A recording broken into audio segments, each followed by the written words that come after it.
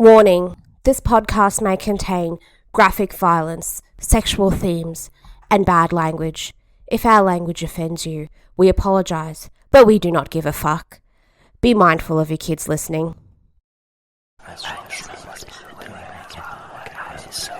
The Evil Never Dies podcast.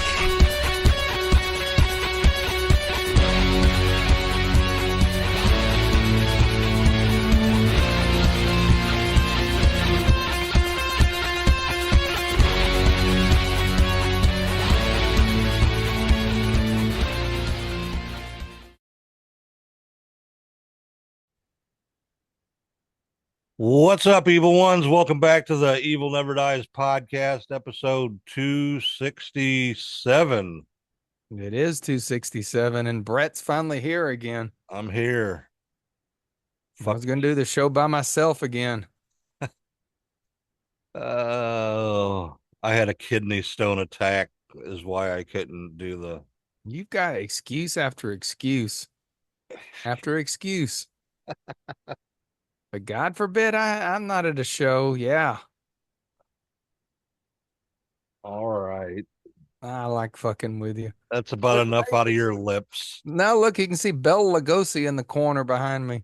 Isn't that creepy looking? Oh, yeah. Yeah, that's cool, man. I just keep building on this studio.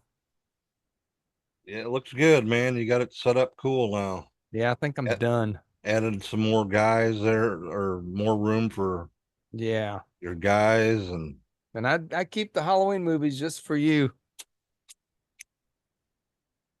just for me, huh? Isn't that nice? Well, we are named Evil Never Dies after Halloween, so. Is that the box set that you got there? No, it's actually the 4Ks that Scream Factory put out. It's the originals. Oh, okay. I don't even have fucking the other shit out. You got zombies too, or? I actually took those away as well. Oh. And I especially got rid of them dumb last three. I think I'm just gonna get rid of them completely. Zombies is actually up in the box set. I don't think Zombies came out on this Blu-ray collection. So Is that with the different covers? yeah. Okay.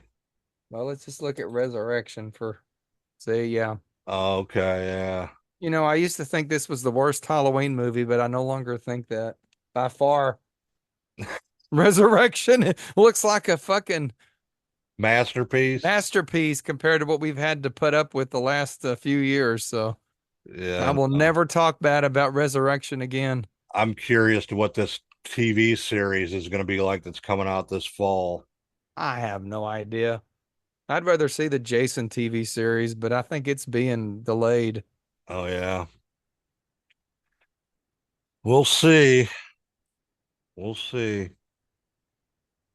So,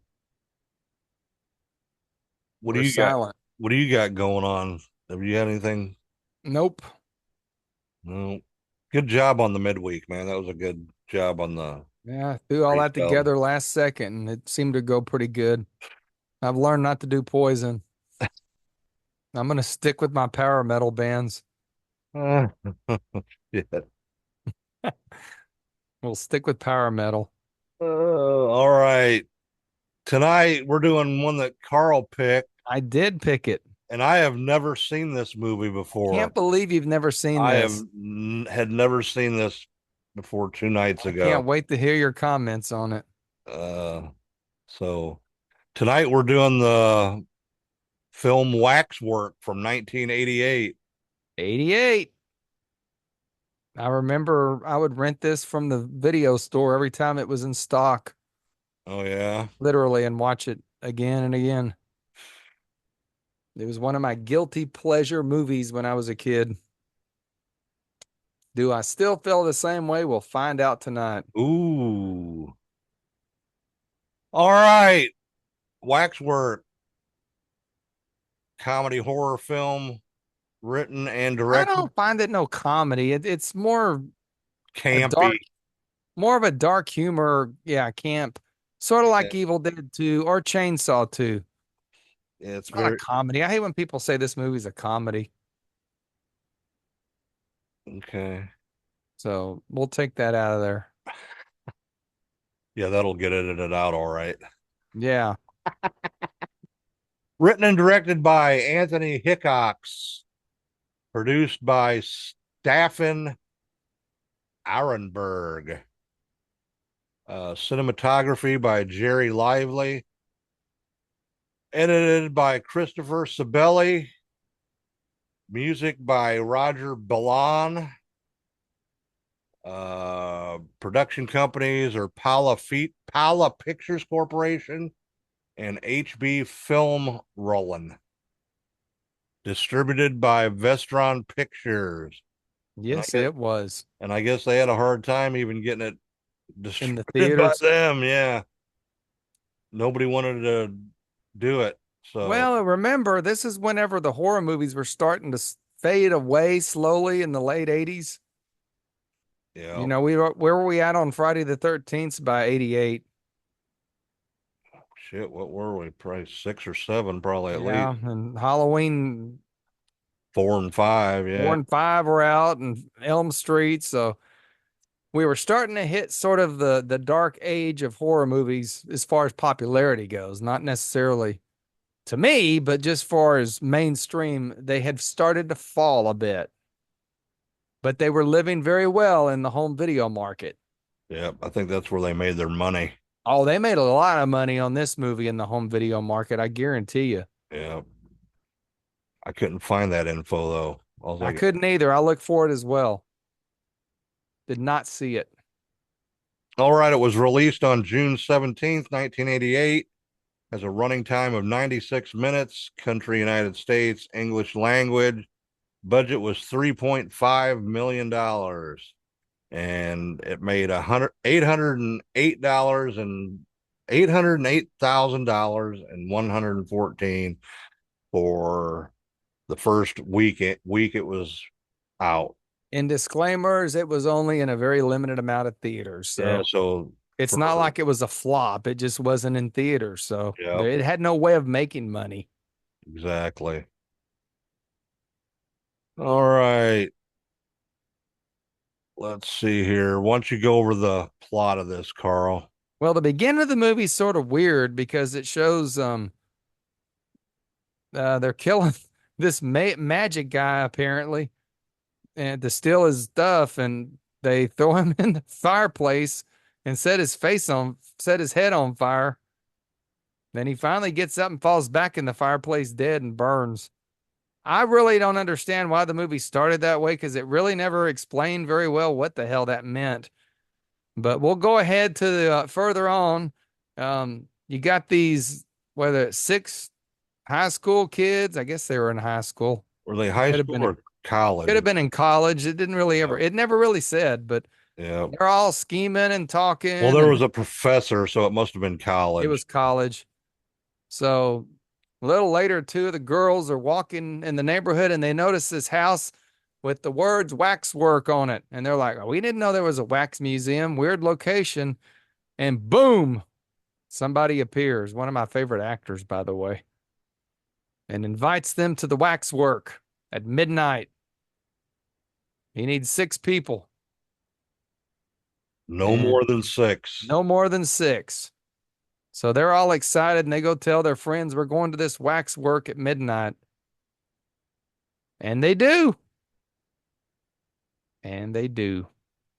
So that's the beginning plot of Waxwork. We'll talk a little bit more about the movie as we go. We won't spoil, but we will give away some of the basic plot because it's in the trailer. So I'm not going to spoil anything. Exactly. All right, let's go over the cast then. Let's do it. First off, we got Zach Galligan as Mark Loftmore. And he's the kid from Gremlins. Gremlins, yeah. I think I called him the kid from E.T. when I first told you about the movie. Gremlins. Yeah, Gremlins. Well, he plays the main, I guess you'd say, protagonist in this movie. So yes, he's the main guy. Next, we got Deborah Foreman as Sarah Brightman. Michelle Johnson as China Webster. And woo, did I ever have a crush on her when I was in 1988? Definitely. Yeah, she was pretty hot. Dana Ashbrook as Tony. Micah Grant as Jonathan. Eric Brown as James. Claire Carey as Gemma. And that's like the six friends. That is the Six Friends. David Warner as David Lincoln. Patrick McCree as Sir Wilford. He was sort of a funny character, I guess, if you wanted to throw comedy into this. Yeah. Eccentric, we'll say. Mihaly Michu Mazaros as Hans, and he was a little person. Just say it, Brett. Just say Midget. it. He was a little midget. He was a wee man for sure. He was, and he was freaky as shit too. Are you allowed to say a wee man in this day and age? Wee man. He was, Or can you or not? I don't know. I don't know. You're supposed to not say midget, but I just did. Well, I said wee man, so Oh shit. let the Midget Corporation of America sue us. Oh shit. Jack David Walker as Junior. Charles McCaughan as Inspector Roberts. J. Kenneth Campbell as Marquis d'Assade. He was good. Miles O'Keefe as Count Dracula. He was good too. Yep. John Rice Davies as the werewolf. Jennifer Bassey as Mrs. Loftmore. That was Zach Galligan's character's mom. She was only in it for one scene. Thank God she was annoying. Edward Ashley as Professor Sutherland. Joe Baker as Jenkins. Buckley Norris as the lecturer. Tom McGreevy as Charles. Rick Rossovich as Michael Loftmore, uncredited. And then some of the crew actually had small roles. Yeah, there's a lot of people in this movie, a lot of characters. Yeah, the director, Anthony Hickox, played the English Prince. And I guess this is his brother, James Hickox.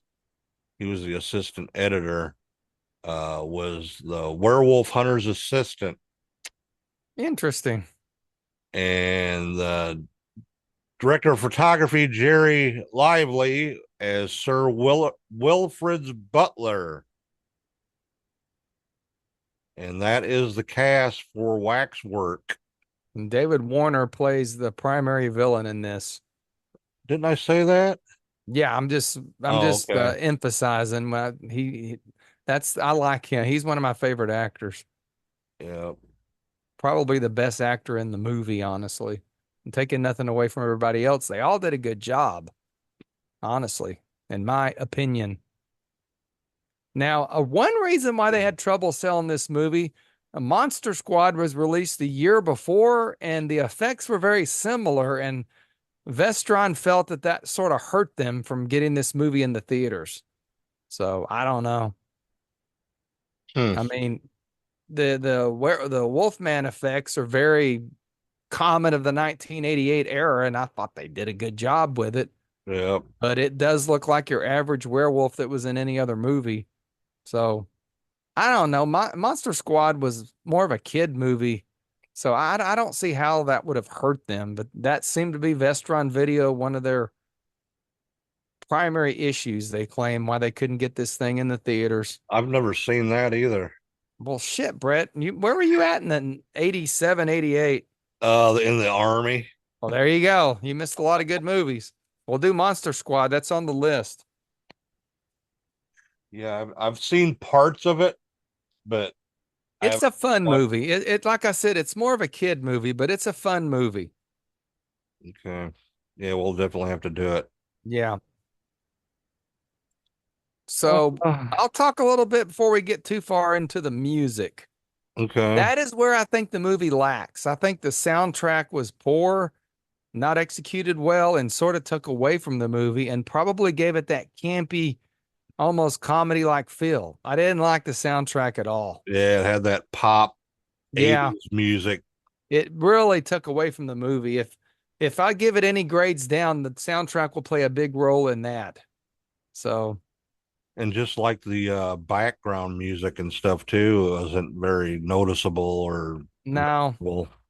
the soundtrack is not well executed. So that I have to put out front and center. It's just the one of the flaws I would find in it would definitely be that. And yes, I am drinking orange vodka tonight. Ooh, you got finishing up your orange. I got a whole bottle of it. Oh, you got another one? Nobody comes and drinks here anymore. I got plenty of alcohol now. Jerry don't even come over anymore and have a taste. No, they cut him off the hard stuff. Oh shit. All right, let's go a little bit over the production. Let's do it. Hickox wrote this screenplay in 3 days. I remember that part. Yes, 3 days. Initially, there were, like you just said, concerns about the Monster Squad. Yeah. And I don't see how that could have been, but that seemed to be maybe it did. I mean, it was only in the theaters for very limited, so I don't know why. I don't know this. I think it's again, horror movies were starting to fall out of flavor as far as theatrical releases around the late 80s. yeah, I mean, and they would end up dying almost until Scream came out, in the 90s. exactly. Bob Keane was brought in to handle the visual effects. And Absolutely fucking phenomenal visual effects. yeah, great monsters for sure. Definitely great monsters, great blood. Yep. All practical. I didn't have computers then. Yep. No CGI, and it Couple, still holds up to this day, in my opinion, well. couple of good whole head blowings off and shit. Yeah. Yeah. We had the guy that the vampires were feeding off of his leg. I thought that was cool as shit. 18 most evil beings are used in this film. They are indeed. That is a true statement. They are the Marquis de Sade, a werewolf, Count Dracula, Frankenstein. Gollum, Phantom of the Opera, The Mummy, George Romero style zombies. The zombies were really good. They were good, and it looked very Romero-like. Jack the Ripper, the Invisible Man, but I didn't see him. I wonder why. He has a scene as far as in the wax museum, but he don't play a role in the movie. And there's a voodoo priest, a witch, a snake man, and that snake man reminded me, what was that? Dreamscape. Remember Dreamscape? I do remember Dreamscape. Remember the snake in that? That's what that reminded me of. Yeah. There was a Ode to Rosemary's Baby. There's an axe murder, an alien, a giant talking Venus flytrap. I guess that's a fly back to Little Shop of Horrors. Yep. Yep. And there's actually in the scene, you can't really barely hear it, but it says feed me. A lot of nods to good movies in this. Yep. And last but not least, Dr. Jekyll and Mr. Hyde. Dude, I don't know anybody more evil than all them. And that Gollum is a Frankenstein. I don't think they could use the word Frankenstein for some damn reason. Well, they had Frankenstein on the list. It's just you already said it. I didn't want to re-say it. Yeah, but a Gollum is a Frankenstein. I always thought that was weird. They list a Gollum and a Frankenstein. So I don't know. Gollum's out of Jewish folklore. Who knows? All it's right. evil, whatever it is. Damn it, those are evil beings right there. Yep.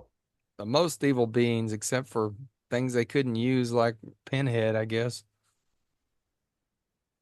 Rotten Tomatoes gives us an approval rating of 60% based on 10 reviews. Well, and a rating average of 4.6 out of 10. yeah, TV they go to Guide 10. TV Guide gave it 5 stars. Or no, 1 out of 5 stars. Yeah, that's more like it for TV Guide. Are they Stating even that in business anymore? no, I don't think so, I man. hope not. Fuck TV Guide. We were too poor to get the TV I'm Guide. sure some of the younger people don't even know what TV Guide Oh, I is. know. I know. Looking up, I had to look up in the newspaper. The old man would get the newspaper and they had the TV listings for Well, every we day. had a Sunday TV Guide that came with the Star Telegram. Oh, yeah. And my dad would grab me and say, "Don't nobody touch this damn thing." He would kidnap the TV And Guide. we got Parade magazine with our You newspaper. got Parade. I remember when I Yeah. got old enough, I started buying myself my own Sunday paper so I could get the coupons and the TV Guide. Oh, yeah. Because my dad would not give that TV Guide Do up. you still get the Star Telegram delivered, or I is it do all not. I get it on the internet now. It's all online, probably. Yeah, I haven't had a newspaper thrown in a while. I don't think nobody does. It's all online now. Yeah, newspapers are about a thing of the past, man. The Star Telegram does well online, actually. Yeah. I think all of them do for local. Actually, the Star Telegram gives more news than anything I know of. So here's an endorsement of the Star Telegram. You should give me a free news sponsorship since Scripture. I'm promoting the Fort Worth Star Telegram on our podcast. So give me free shit. Were you a paper boy, Carl? Yeah. Were you really? No.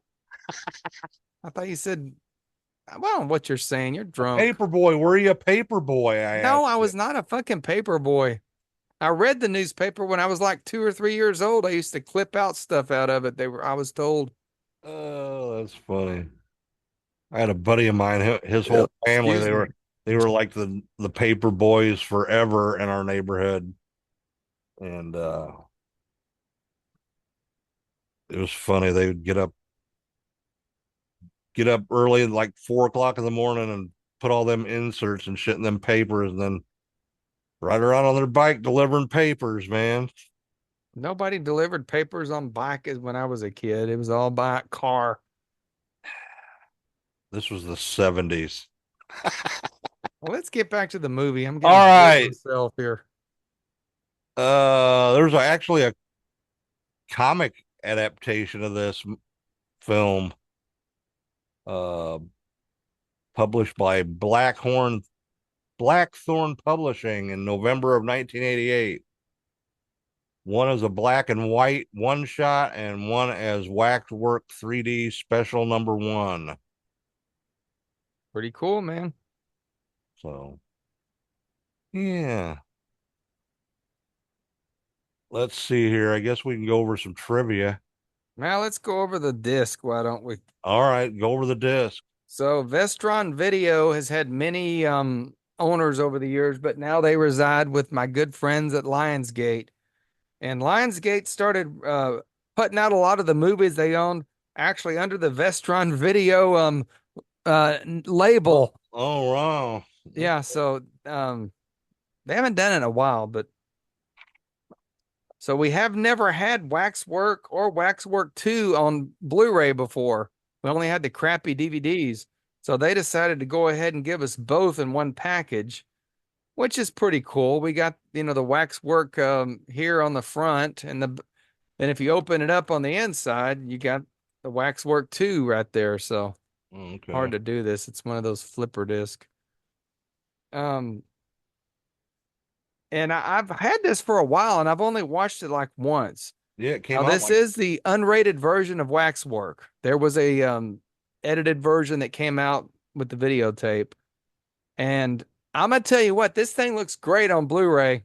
That was one of my worries, how they were going to clean it up. It does look good. Looks very good.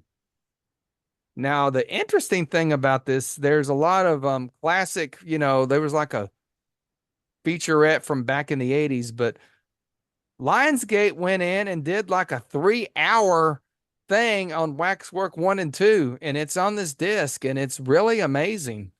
Unfortunately, I hadn't watched the whole 3 hours of it, but very strong disc. There's also 2 audio commentaries. One of them is actually an isolated score, which is sort of weird since the score is not very good. And then we have A lot the of people have director been doing it. doing that lately with that. Yeah.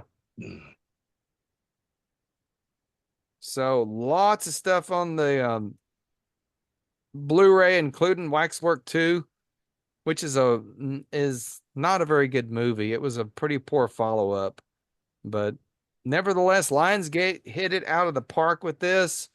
They even give us a cover. It's got both movies on it. So great job, Lionsgate, under the Vestron video. It was kind of a good flashback for us 80s kids that used to rent our Yeah. Vestron movies. So I give the Blu-ray top ratings, man. They're not the Scream Factory, but Lionsgate can kick ass when they want to and they choose to. And they did with this release. I just need to go back and watch the whole 3-hour documentary, and Is it had a Waxwork lot in it that I didn't already know, and not a lot in it that you won't be able to cover. So is Waxwork 2 any good? it's a pretty weak movie. Is it? Okay. It's got the same, what's his name? Zach Gilligan or whatever the fuck his Zach name is. Gilligan. He's in it, but that's the only person that returns. What's his name? Zach Galligan. I was close. So, yeah, definitely strong Blu-ray release finally. And it's still in print, so there you go. You get both movies for one price and a lot of good special features. Cool. All right. I guess now we'll go into some trivia. And it is on Tubi if you're cheap. It's on Prime too. That's where I watch it, so I don't have to watch the commercials. Yeah. All right, there were some characters that were supposed to be displayed in the Waxwork, but they were left out of the film for legal reasons. Yeah. I remember that. Jason Voorhees was supposed to be in it. The 5 freaky children in the 1960 version of Village of the Damned, and The Thing from 1982. But Got cut. got cut. Yeah, I'm sure Paramount wasn't going to let him use Jason. And John Carpenter probably wanted a lot of money for him to use The Thing. Right. So, all right, let's see here. The human flesh being eaten at the vampire dinner scene is actually made of rhubarb, watermelon, and strawberries all mashed together. Yeah, that was pretty gross, though. Yep. Looked like some liver and stuff being eaten there. Let's see. Kane Hodder did stunt work for this movie. He also has an uncredited role in the film as the Frankenstein's monster. That was Kane Hodder. Also confused as the Golem. But Galligan hate what? I said anything Kane Hodder does is good. We know that. Yeah. Galligan hated that Hickox made him tuck his shirt in for the scene where the character leads the police into the wax museum. He recalls catching the movie on USA's Up All Night once and hearing host Gilbert Gottfried say, "We'll be right back with Waxwork starring Zach Galligan after 40 cheeseburgers." That's funny. Gilbert. I miss Gilbert. I know. He's funny as shit. Let's see. The house in the opening scene was also used in the movie Willard from 1971 and Witchboard 1986. Hey, we've covered Witchboard. Yes, we did. Just like a year ago. It was a year ago, I think. I just put it out again as on my memories. I think that's the only reason I remember that we did Witchboard, because of that. So thanks for the reminder. But the house has since been retired as a filming location. Oh man. Bob That's Keane spent 18 hours a day for 8 weeks working on the monsters in the film. He did a great fucking job, dude. he certainly did. Certainly did. The house uses the Waxworks exterior is still there, but the owner has grown a big hedge around it to make it less visible and discourage Waxwork fans from looking for photo ops. Yeah, I'd go take a photo there. Let's see. Hickok's father had always told him never to wait to shoot the end of your film last because you will usually run out of money or time. It happened here, and his 4 days of planned time hopping action had to be minimized to a single day. So we had to do a pub fight. They did a good pub fight, Yeah, though. they did. Everybody dies, basically. But Yeah, that's what it seemed like. again, I Big, think that's what people think of it as a comedy because of that ending, especially. But I thought yeah, it was fucking phenomenal. yeah. There's just so many But people. It was hard to keep track of what the if fuck was going on, though. if anything, it's dark humor. I Yeah, just, I remember Vincent Price did a lot of dark humor horror movies in his day, and I like that. this was Hickok's first feature, but he was never nervous during production until the completion bond people arrived, saying that they were out of money and needed to wrap it up. The result was a heavily in battle, so he got told to shut her the fuck down. It does seem sort of rushed at the end, but it never bothered me. The vampire sequence was originally before the werewolf one, but they swapped them as the latter serves as a better introduction into the workings of the film's concept. Yes. And let's go over the film's concept just a bit. And again, this is not a spoiler because it's in the trailers. So, in this world, you can enter the actual waxwork. You go into an alternate reality where the monsters are real and you can be killed and you become part of the waxwork. And that's part of the plot of the film. They need all of the monsters to have a victim and then they're all going to come alive for real. So, it's almost becomes an anthology film in that way because like you said you had the werewolf scene, the Exactly. absolute phenomenal vampire scene. That's one of the coolest vampires ever done. So I view it as an anthology at that point. Yeah, So I can very see that. brilliant. He did such a good job with this damn thing. Yeah. But I'm glad they put the werewolf scene first. It made a lot more sense in the end. I think it would have almost ruined the movie if they would have wasted the vampire scene for first. So that's my take.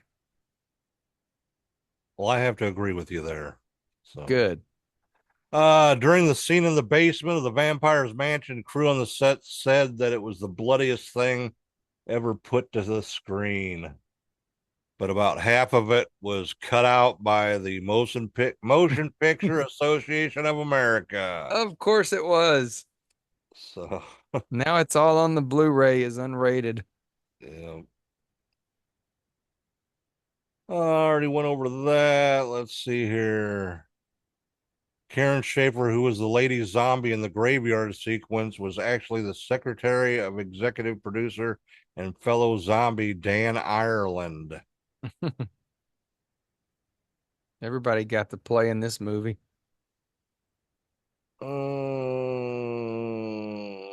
Let's see here.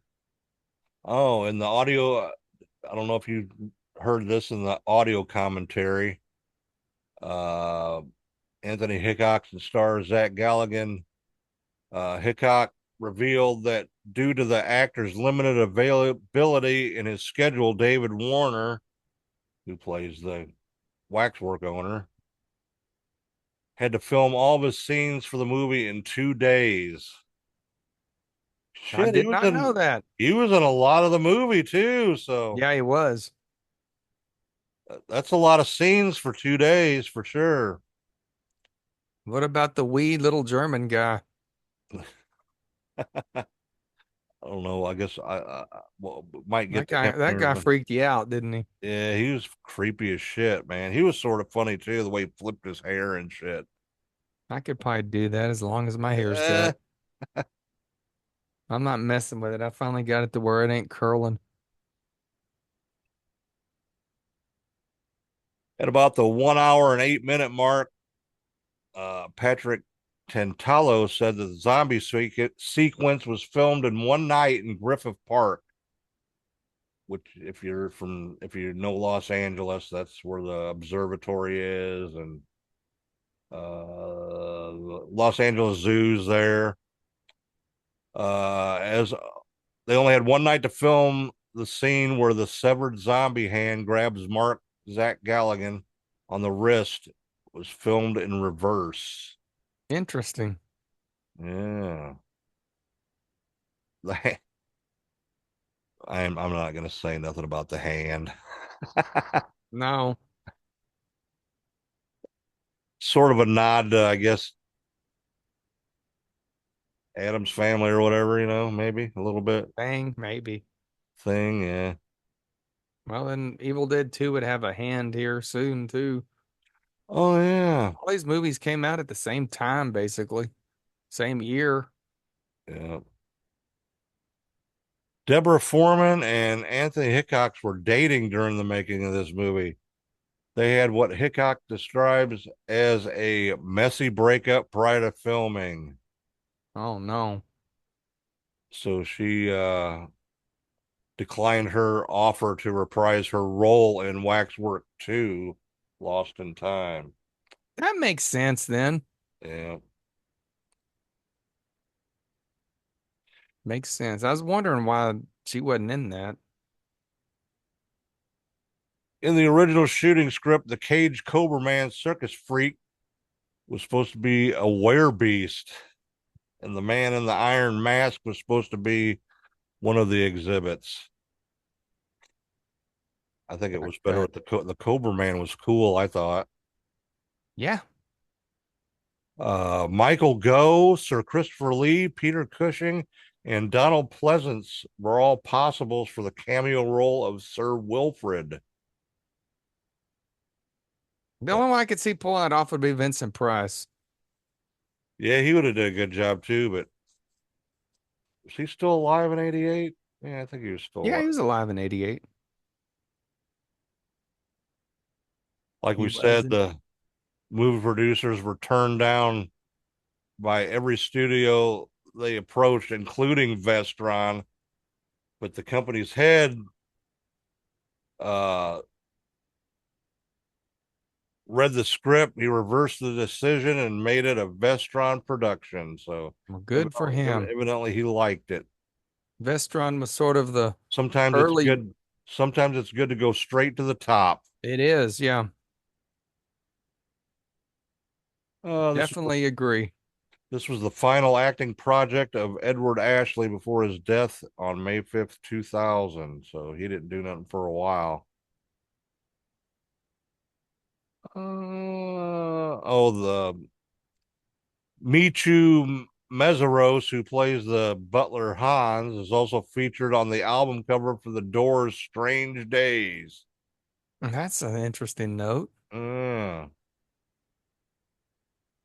Right before Hans is fed to the invasion of the Body Snatchers pod, it says, "Feed me," as a nod to Audrey, the man-eating plant from Little Shop of Horrors. Hey, I called it. Yeah. Hickok asked Bob Keane, the film's makeup guy, for a howling like werewolf. I didn't think it was really looked like the howling. It looked like all the werewolves that they did in the Like, yeah, like combined together. The good werewolf. Yeah, it was, yeah. Even the one where the guy turned and he was just partially a werewolf. Partial werewolf, yeah. They did a good job on that too. The last dark scene cuts to an upbeat song of the 60s, just like An American Werewolf in London from 1982. Galligan had the most trouble with the scene where he pretends to be sick in order to get Sarah out of her class. I still think I'm pretty bad at it. He didn't do it. You could tell that was fake for sure. The guy who gets ripped in half by the werewolf is played by director Hickok's brother. Well, he got ripped for sure too. That was good effects. Yep. Like we said, the werewolf exteriors were shot in Griffith Park, Los Angeles. The Teamsters Union occasionally heckled the production by shining mirrors in the actors' faces as a protest for the film being a non-union production. No, heck with them. Oh, let's see here. That's about it here. At 46 minutes, the blue dress glimpse behind Galligan at the police station is a nod to the movie Crimes of Passion. Wow. And Zach Gallen's character's name was Mark Loftmore, was chosen because it sounded rich. And that's about all the trivia I got. So that's a lot. That's a good little numbers there for stuff. yeah. Numbers. I don't even know what I'm talking about now. You did a good job, is what I'm trying to say in my own whack way. Thank you. You got anything else you want to talk about? Or are you going to go straight to? No, I think, like I said, I gave away that it's sort of an anthology almost because they go to different worlds, and I like that Michelle Johnson girl. Yeah, I was watching that last night, like I forgot how pretty she was. I guess we'll go into our reviews. You want me to go first, I guess? go ahead. Go ahead. Yeah. Like I said, this was one of my favorite movies, 1988. That's when I was watching a lot of horror movies. That was my prime. And this was one of my favorites. Always stayed on my radar, through videotape to DVD to finally getting this Blu-ray. Always enjoyed it. Used to brag on it all the time, telling people, watch Waxwork. It's worth it. So 2024, how do I feel about it?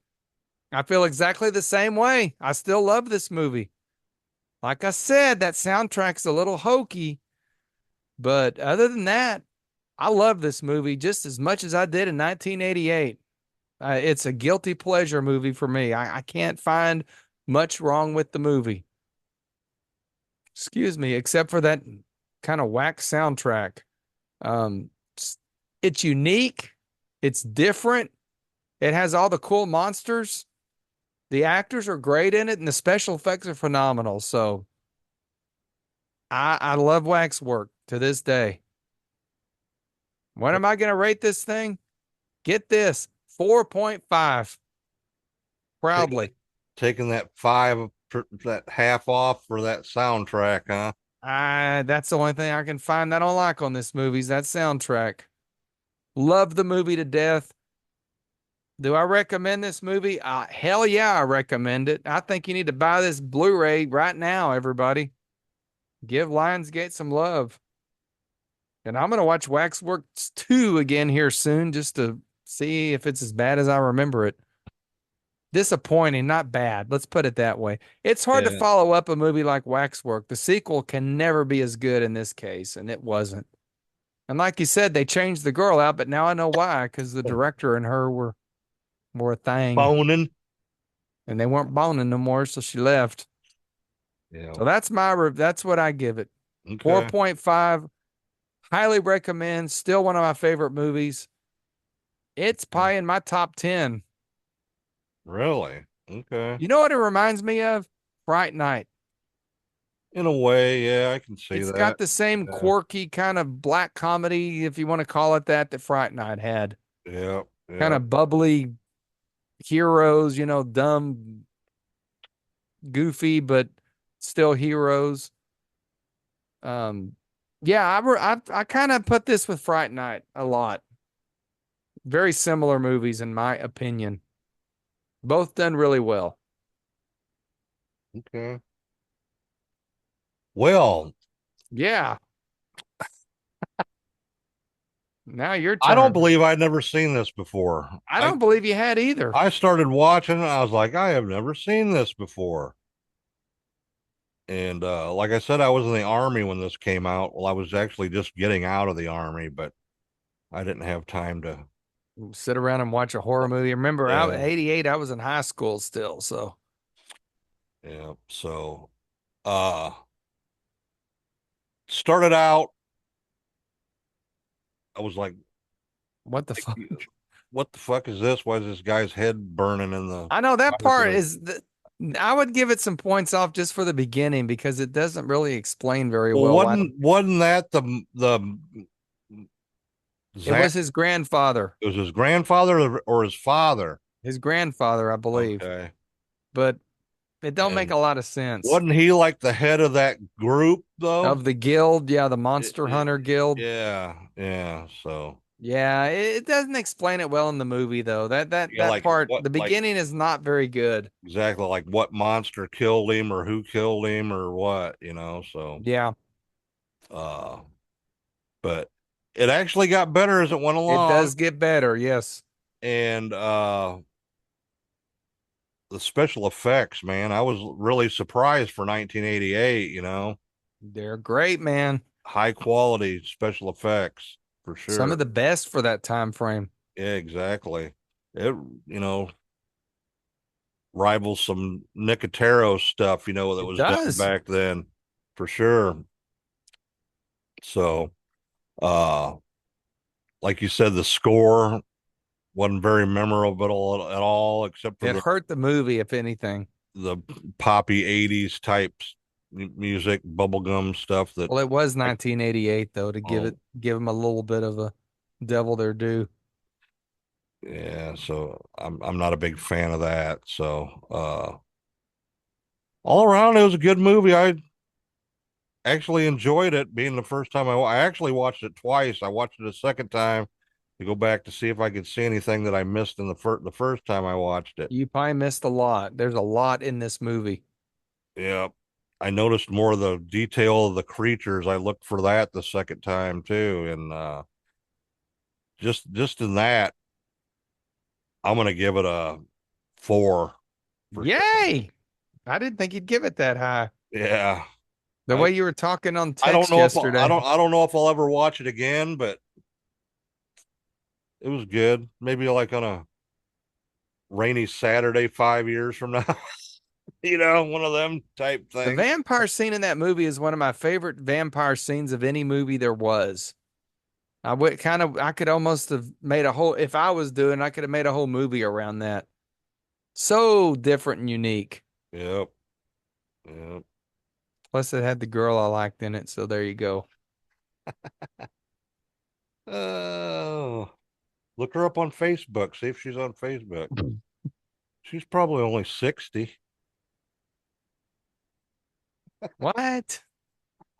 You get a what for She's not that? an No, old. actually, I'm She's not. bringing him out to give you the stare down now. Ooh, You don't like that. the Look at bunny. Bad Bunny's mad at you. He's giving you the eye, Brett. Ooh, the red bunny eye. Bad Bunny sits on my drinking table. Yeah, I'm fucked now. Now You are fucked. He gave you the evil eye. now my kidney stone's gonna act up again.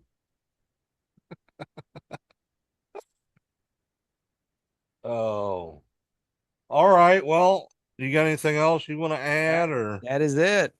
All right, Great movie. Enjoyed it this week. A whole lot better than The Dummy or whatever the hell we watched last week.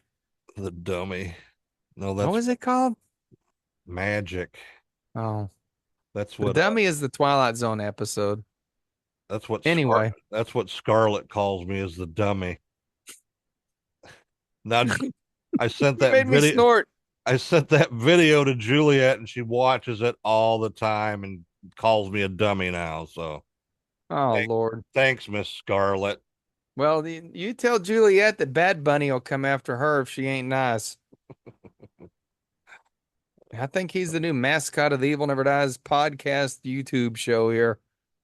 She's he got said something. she's got an iPad and she's got the data on it, so I can send her messages and videos and stuff, and she can. Yeah. So I send her a message every morning before work, and just say whatever. What are you having for breakfast or whatever, you know? That's pretty cool. So she gets a kick out of them. She was playing them all in a row the other day. So, all right, everybody, that's all we got for Waxwork from 1988. I Three don't know that we'll weeks, ever man. cover what, huh? 3 weeks, and we're gonna be at the convention, man. That's right. And again, I don't think we'll ever cover Waxwork 2, so you'll have to watch that on your own. Okay, all right. Yeah, 3 weeks to the Texas Haunters Convention. Looking Yeah, forward to it. if you're in DFW or North Texas or wherever, uh, check it out. Get on there and order some passes. Use the code EVIL24 and get some money off. We got our own discount code. Yeah, we do. I like that. I feel special. You're But special, anyway, all right, we'll be Bubba. there. Come to table 5, say hello, get some stickers, buy a t-shirt that I got on right now. Show only exclusives. Show only exclusives. So although Come to town. I did sell one already, but she still ain't modeled it for us on the group page. So she knows who she is if she's listening. And the dark hour will be open that weekend, so you can come to the haunted house with us if you want. Or at least me. Oh, you're going to the I'm going on the night it's open to the public. I'm not going for the haunt tour thing. Oh, okay. No offense to that. It just seems like a. Well, I'm staying in a motel again, so. Oh, hell, again. Yeah. I hate driving at night, dude. I don't mind now that I got a good car. Just better for me not to drive at night. Let's just put it that way. Okay. All right. Check us out on the social medias. Hit that like and subscribe button on the YouTube and check out the Audio Boom link. That's where you can get all your links to all your platforms. Yeah, we're on everything, unlike my friend David, who's only on Spotify for his boxing show. So I don't know why he didn't get a hold of us and ask us any questions. He's trying to be a smart ass, I think. Shit, man. Maybe I can produce his show too. No, I'm trying to get him to do the wrestling show with me and Jimbo. Do it, man. Well, I've been saying this for 6 months and I ain't done it yet. I only want to do it on YouTube. I don't even give a fuck about it. Well, I'm going to give you an incentive. I'm going to change distributors. I don't want to change distributors. Yeah, we're gonna. No, I just want a clearer picture on YouTube. We're going to change distributors too. That way you can put your wrestling podcast out on the audio too. So I just want it on YouTube. You're getting both, damn it. All right. I'm going to have to get access to the damn Zoom if I'm going to do it. What do you mean? Paid Zoom. Otherwise, it's only a 40-minute show. Well, we'll talk about that later. We'll talk about that later. We'll see. All right. Thanks for watching and listening, everybody. You can make me have a 40-minute wrestling show, you asshole. Bye, everybody. I'm putting the curse of Pumpkinhead on you. There he is. Yeah. Stay evil, everybody. Bye.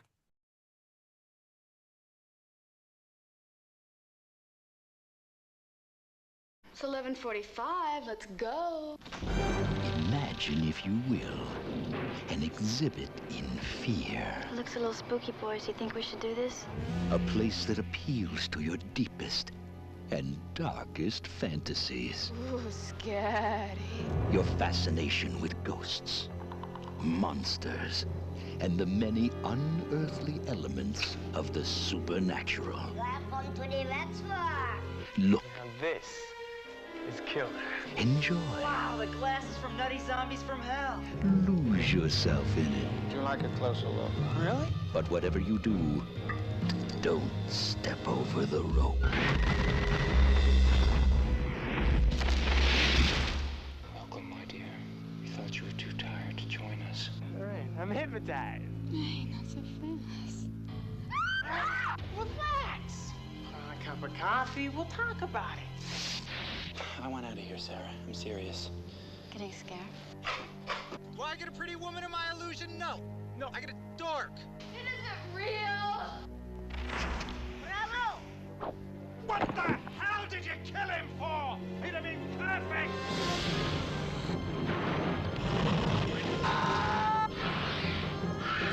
Live, my children. Live.